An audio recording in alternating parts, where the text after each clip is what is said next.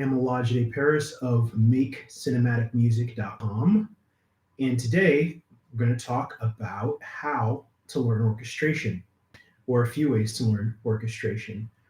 Before we get started, if you're a composer, which I assume you are if you're watching this, please do download my free guide to gear. Covers everything from computers and software to headphones, monitors, all that good stuff at makecinematicmusic.com.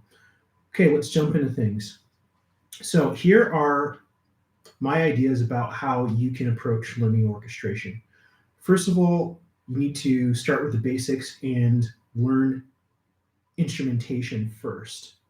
So instrumentation refers to what the instruments are in the orchestra, how they're made, what their nuances are, what their transpositions are if they're brass or wind instruments, and what they sound like in the various ranges of their capabilities, in addition to what performance techniques they're capable of, and any kind of weird or odd quirks that the instruments have.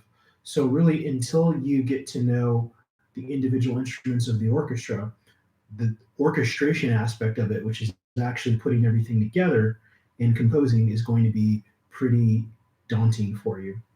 So how do we do that? Well, you have to break it down into the instrumental groups. So I would say start with strings. Strings are the easiest because there's only 4 instruments and there are no transpositions, unlike the brass and the winds, which we'll get to later.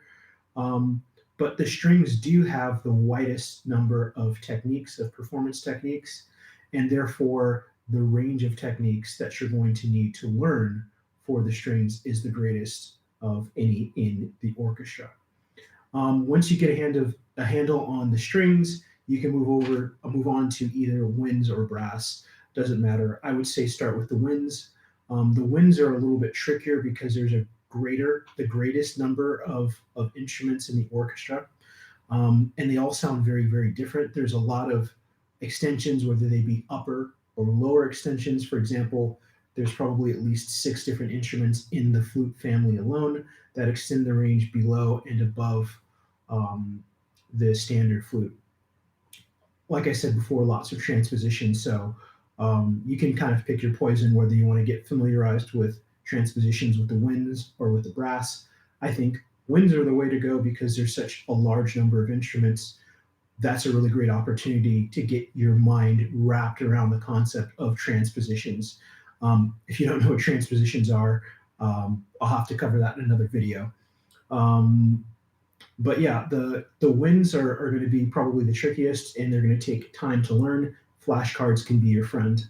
Once you've gotten on with the winds, then you move on to the brass instruments. Now, the brass instruments are more homogeneous, meaning that the instruments within the family of brass instruments sound more similar to each other than, say, the woodwinds. Whereas the woodwinds, they all have completely different timbres, and no one woodwind sounds like another. They all have very distinct characters. Brass instruments in certain parts of their range do tend to sound more alike. With brass instruments, of course, you're going to have to deal with transpositions. There is a wide-ish variety of additional instruments, both lower and upper, depending on the instrument.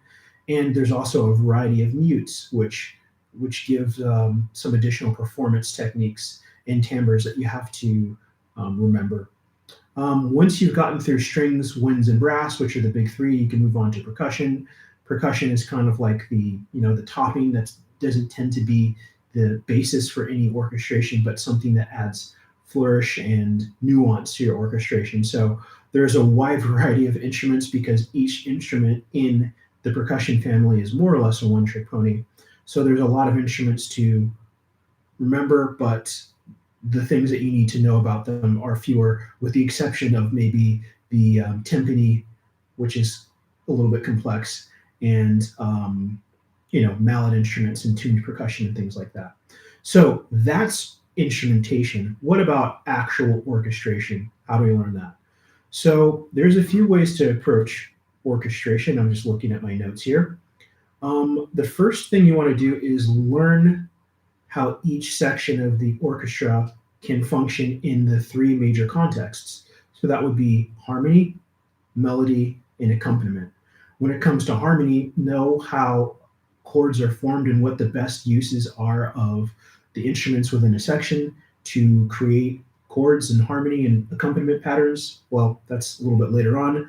Know what the different combinations are of instruments in a given section to create melodies and to carry melodies.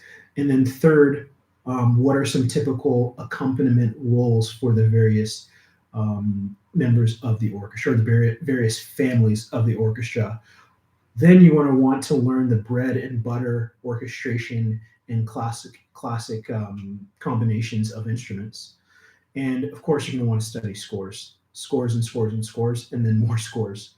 Um, so when you're studying scores, you're going to want to borrow specific devices on orchestral effects, looking through the scores, and of course listening as you go along, and just take note of things that you like and things that you think are cool, and develop your vocabulary of orchestration devices. Also, of course, listen to recordings while reading your scores. I just mentioned that. And probably the most important is to learn to identify instruments and instrument combinations by ear. This is something that takes time. Of course, you can usually, after a little bit of training, learn to identify individual instruments by ear, but actually identifying combinations of instruments and understanding what devices are being employed at a specific time, that's another level of skill and that you need to develop. So, what are some of the best books and resources for learning orchestration? Well, I have three favorite ones. The first one is The Study of Orchestration by Samuel Adler. For me, there's no question that this is the best resource, and there's one particular reason why, which I'll get to in point three. But first of all, it divides the instrumentation from the orchestration, which is very necessary. You focus on the first half of the book or so just on instrumentation. There's lots of examples from orchestral literature from the Baroque period to the late Romantic and early 20th century period. And then finally, the recordings, the for all of the excerpts that are in the book, from the solo instrument excerpts in the instrumentation section, leading all the way to the orchestral excerpts, there are accompanying MP3s or WAV files that you get when you buy the big package of the book that you can listen to. And this is absolutely crucial to learning orchestration, is being able to make a connection with the devices that are being read on the score and what they actually sound like. And if you can't internalize what those combinations and those performance techniques sound like, you're just never going to be able to really orchestrate or make any context of anything. The next resource I recommend is Principles of Orchestration by Rimsky-Korsakov. Now, this is a very old book, over 100 years old, I think, or 100-ish years old. Now, like the Study of Orchestration, Principles of Orchestration divides the instrumentation from the orchestration, which is very important. There are lots of examples from Rimsky-Korsakov's work, which is great because Rimsky-Korsakov himself was a great orchestrator, apart from being a great composer.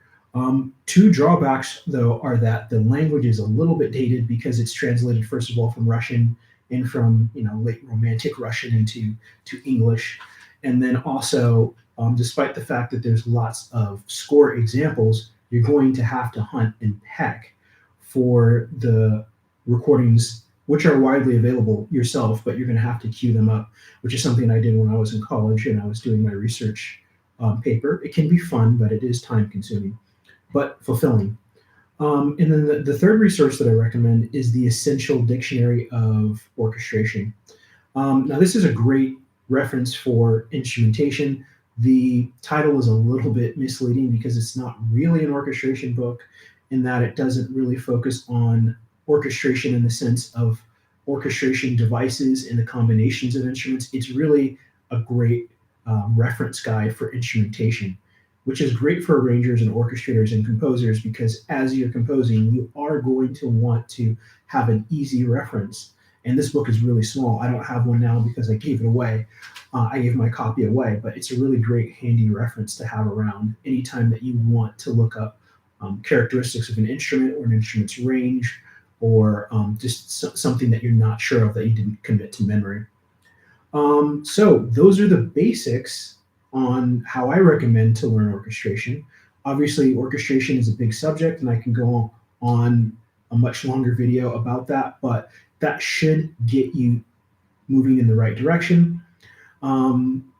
Before I go, I do want to remind you, please do download my free guide, Composer's Gear Guide, which has everything from computer and DAW recommendations to sample libraries and everything in between, which you can get at makecinematicmusic.com. Thanks for watching. Look for the resources that I mentioned. I'll put them in the description of whatever format you're looking at, whether that's Facebook or Instagram or YouTube. And I will see you next time. Bye.